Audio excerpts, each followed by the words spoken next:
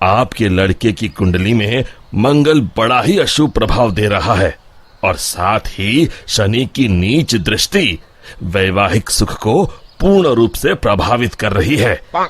अब क्या बोलूं, ये कुंडली तो दुर्योगों से भरी पड़ी है। इस वक्त इसका विवाह ना ही करें तो बेहतर होगा।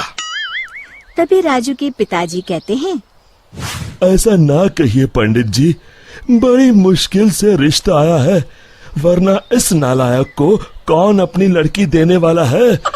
अब बस आपका ही सहारा है, कोई तो उपाय निकालिए। फिर काफी सोच विचार करने के बाद पंडित जी एक उपाय निकालते हैं। फिर पंडित जी बताते हैं कि राजू की शादी पहले गांव के बाहर जो पुराना पीपल का बड़ा पेड़ है उस पेड़ के साथ करनी होगी और उसके बाद देविका के साथ उसका विवाह किया जा सकता है। फिर राजू और देविका के परिवार वाले पहले राजू की शादी उस पीपल के पेड़ के साथ कर देते हैं और बाद में देविका के साथ। लेकिन उस पीपल के पेड़ के ऊपर रहने वाली चुड़ैल बहुत खुश हो जाती है और वो समझती है कि राजू और उसकी शादी हो चुकी है। फिर वो देविका के शरीर में प्रवेश कर लेती है और राजू के साथ रहने लगती है। फिर एक दिन राजू की माँ उसे ताना मारते हुए कहती है, अरे निखट्टू, कब तक घर में बैठा मुफ्त की रोटियां तोड़ेगा? अब तो तेरी शादी हो गई है, कुछ तो शर्म कर। क्या माँ, सुबह सुबह फिर से तुम्हारा भाषण शुरू हो गया।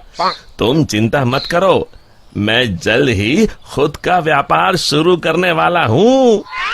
अरे बेटा, तू किसे बेवकूफ बना रहा है, मुझे या अपने आप को? पिछले 5 सालों से यही सुनते आ रही हूँ। बस बहुत हो गया, मैं कुछ नहीं जानती।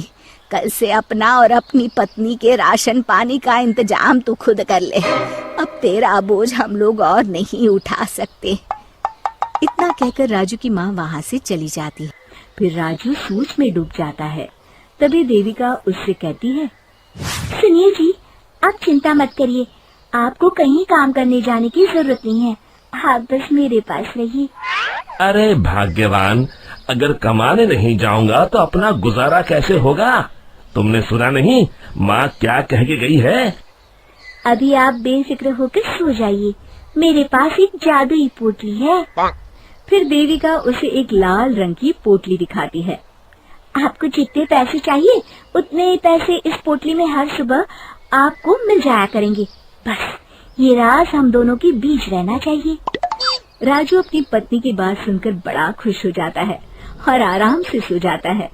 फिर अगली सुबह जब राजू की आंख खुलती है, वो ये देखकर हैरान हो जाता है कि उस पोटली में सच में पैसे हैं। फिर यही रोज की बात हो जाती है।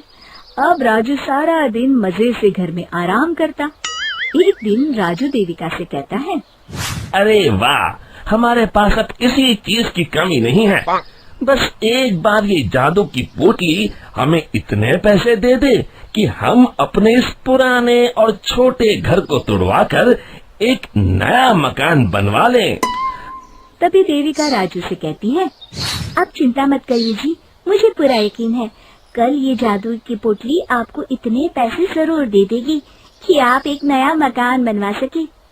फिर अगली सुबह जब राजू नींद से जागने पर देखता है कि वो जादुई पोटली बहुत सारे रुपयों से भरी है।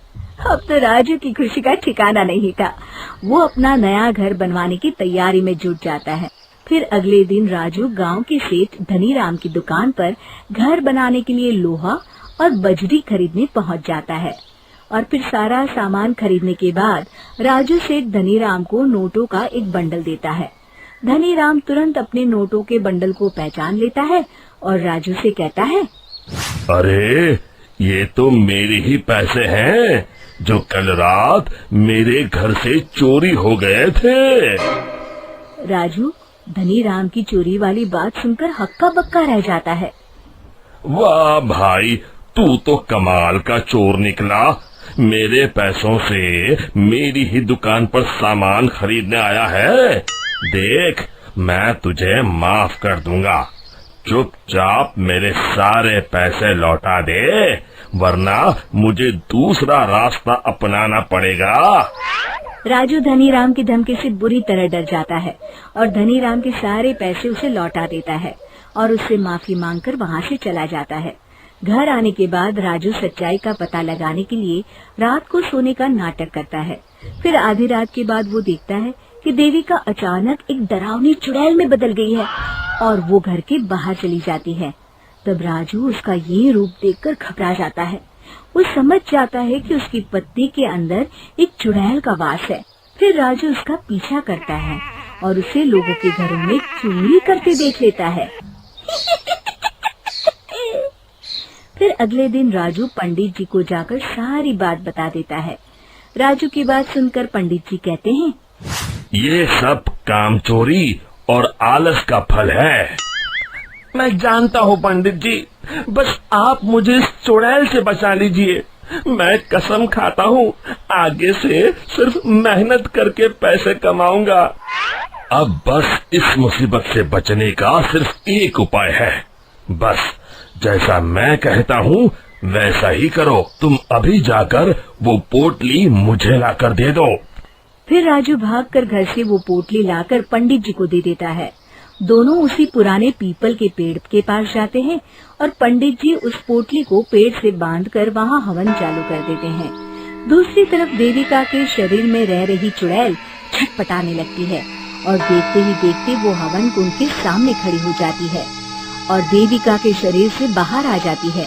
फिर पंडित जी से कहती हैं, मैं इतनी आसानी से राजू का पीछा नहीं छोड़ने वाली। मैं तुझे आखिरी मौका दे रहा हूँ। इस लड़की के शरीर को छोड़कर चली जा। मेरी बात मान ले चुड़ैल, वरना मैं तुझे जलाकर राख कर दूंगा। तू मुझे नहीं जानता पंडित, इसलिए तू इतनी बड़ी बड़ी बातें कर रहा है। लगता है आज तेरा आखिरी दिन है। तो तू नहीं मानेगी तो ठीक है, अब मजा देख। और फिर पंडित जी जोर जोर से मंत्र पढ़ना शुरू कर देते हैं। हवन कुंड की अग्नि देखते ही देखते बहुत बड़ा रूप धारण कर लेती है। चुड़ैल उस पोटली के अंदर कैद हो जाती है। अरे अरे ये कैसे हो गया?